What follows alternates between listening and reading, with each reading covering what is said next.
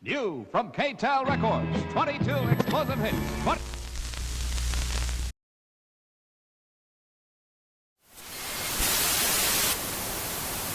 Hey everybody, it's me, Steve Schnee, the CD Junkie. On this episode of CD Junkie, I'm going to take a trip back in time, and I'm going to tell you what my feelings, my thoughts were on all of the singles that the Jam released during their brief career. Now, the Jam, back then, that was the band that changed everything for me. I went from loving the Beatles and the Monkees and the Osmonds and Jackson 5 and all these great little pop bands. And then I started listening to Queen a little bit. And then in early 1978, I stayed up to watch this video show before MTV, obviously. And they were going to show the new Queen video. But I had to sit through all these other new bands. Now, there was Kate Bush. There was The Clash, and there was the Jam. Now, the Jam, I looked at them, I said, that is the punk rock Beatles. I already knew what punk rock was, but I saw these guys playing this aggressive music that was catchy. They were wearing suits, ties, and playing Rickenbackers. And I said, that's it. That's my future. And ever since then, I've been searching for bands that get me as excited as the Jam. Now, instead of talking about their albums, I'm going to just share brief thoughts about the singles that I was buying back then.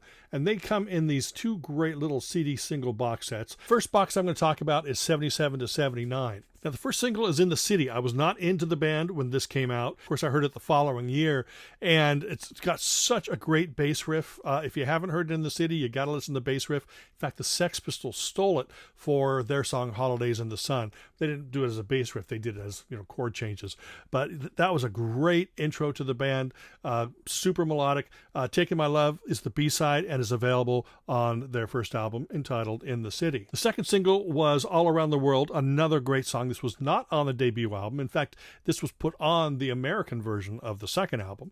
And Carnaby Street is a non-album B-side, which is a great little mod rocker. Definitely a strong single, cleaner sound, great melody. Modern World is their next single, and this was the lead-off track of their second album called This Is the Modern World. Now, the B-sides of that were some live recordings, which I don't care too much for live recordings, so I'm not going to talk about that. The single version, I believe it says, I don't give a damn about your review. The album version says, I don't give two fucks about your review. But this single version was actually added to the American album, because I guess they didn't think us Americans could handle the F word. Anyway, another great track by them. The next single, News of the World, it's okay. I don't think it's one of their greatest singles. The two B-sides are Aunties and Uncles and Innocent Man. So basically, all three of these tracks were non-album tracks. Not a bad single, not one of my favorites, though. Their next single, also not one of my favorites, but it's David Watts, the cover of the Kinks song, I Don't Love It, but I Don't Hate It. The B-side is A-Bomb and Mortar Street, which both tracks can be found on the Ahmad Khan's album.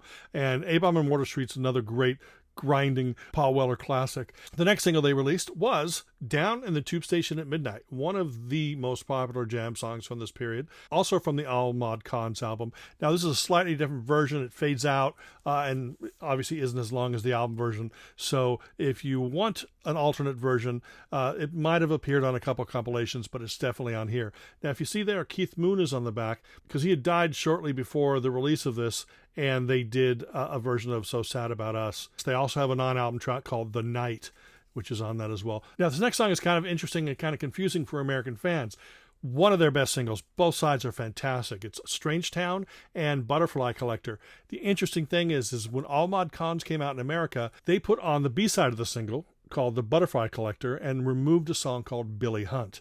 Now, the inner sleeve still had the lyrics to Billy Hunt, but the album had The Butterfly Collector, which is strange because this was actually a B-side in the UK. But on top of all that, they released the single in the US on yellow vinyl, no picture sleeve, but they put Butterfly Collector as the A-side. And I don't understand the reasoning behind it, but yes, Strange Town, one of Paul Weller's best songs. It's got like 3, 4, 5 different great hooks in the song, and it's almost like he took the choruses of like 3 or 4 different songs, threw them into one, and created Strange Town. Absolutely incredible single. Same goes for the single When You're Young. This is another great Weller track. Did not appear on any album until compilations like Snap or something. The B-side of this is Smithers Jones. Now, Smithers Jones did appear on Setting Suns, but this is the band version. This is the guitar, bass, drum version, whereas the version on Setting Suns had like a string quartet or something on it. But this is a great double A-sider, When You're Young and Smithers Jones by the Jam. Now, the last single in this box set is Eaton Rifles. Eaton Rifles is a great track, but it's not one of those just hook-filled Weller tracks. You know, it's more aggressive. It's more post-punk with some great hooks in it. You have to listen to it a couple times to really get the feel of it, and then it becomes one of your favorites. The B-sides is one of my favorite Jam B-sides of all time, called Seesaw. It was written by Paul Weller, and I don't know if he actually wrote it for a group called The Jolt, but he gave it to them and then put it on a B-side and had Bruce Foxton sing most of it. So that's really fantastic. And now those are all the singles that are in box 1 of the Jam CD singles collection. And now let's talk about box 2, 80 to 82. This is probably the box that most American fans are going to be familiar with, because this is really when they started getting played on the radio over here. We're going to start off with their #1 single in the UK, Going Underground. Absolutely incredible song, incredible single, incredible A-side, incredible everything. This is when they went from being stars to superstars in the UK and in all of Europe. The B-side of this is a song called The Dreams of Children. Now, it has this little backwards bit that appears throughout the song. If you go back and listen to it, it's actually a backward snippet of them singing Thick as Thieves, which was a song from their album Setting Suns, which had come out before this. Now, when the album Sound Effects came out in the US, they didn't add either of these songs to the album. They just threw the single in there and you got a free bonus 7-inch with it. So this is just incredible. If you've never heard the Jam, this is probably the first song that you're going to want to listen to. Now, the next song is also very popular. It's called Start. Now, of course, in 1980, the Jam were on the show Fridays, and they did 2 songs. They did Private Hell, I think, off of the Setting Suns album, and then they did this great song with this Taxman bass riff that I thought at the time was called What You Give Is What You Get. So when I went to Music Plus and I saw that they had the new import single from the Jam, I thought, oh, they didn't release What You Give Is What You Get, but they released this new song, Start. I'm going to get it anyway. Well, guess what? This is that song. So if you're familiar with a Jam song that has this great Taxman bass riff, this is that song.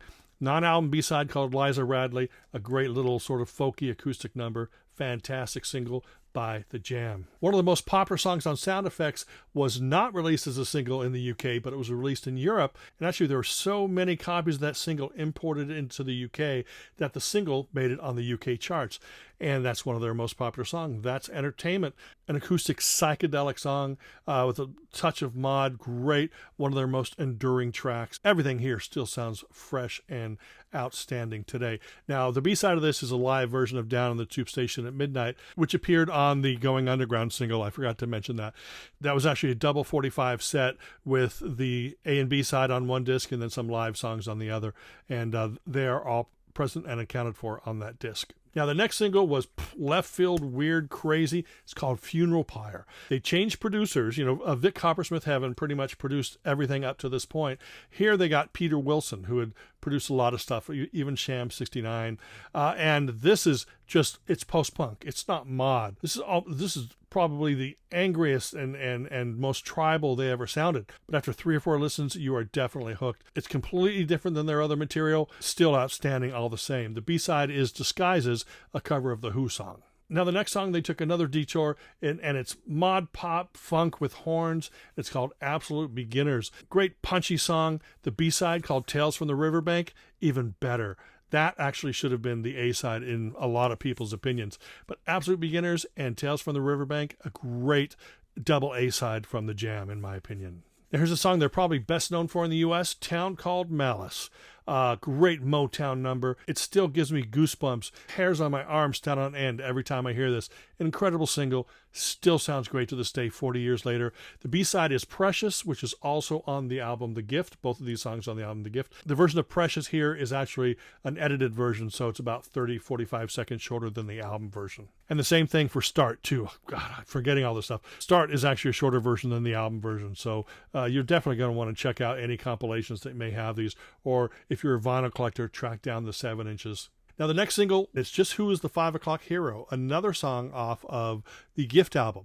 Now, the B-side of this was a song called The Great Depression. Incredible. One of the greatest songs from this period, and it was just a B-side. I mean, it's incredible when you come across a band where their A-sides are amazing, but the B-sides can be even better. So definitely check that out. And like I said, that was from the album The Gift. Now, the next single they did, they sort of changed things around a little bit too. And it's actually a ballad, a really nice pop ballad called The Bitterest Pill I Ever Had to Swallow. And it's got Jenny Bellstar, from the Bellstars. She sings backing vocals on that. And it's got a medley called Pity Poor for Alfie and Fever, and that is another great single. Then they announced that they were breaking up. They're going to put out a final single and do a final tour, and that final single is Beat Surrender. It was actually an EP, and Beat Surrender is a great pop song, totally pointed the direction of the style Council was eventually going to follow, which was Paul Weller's next band. Shopping was the B-side of that, but then it's got 3 covers. It's got Move On Up, Stoned Out of My Mind, and War,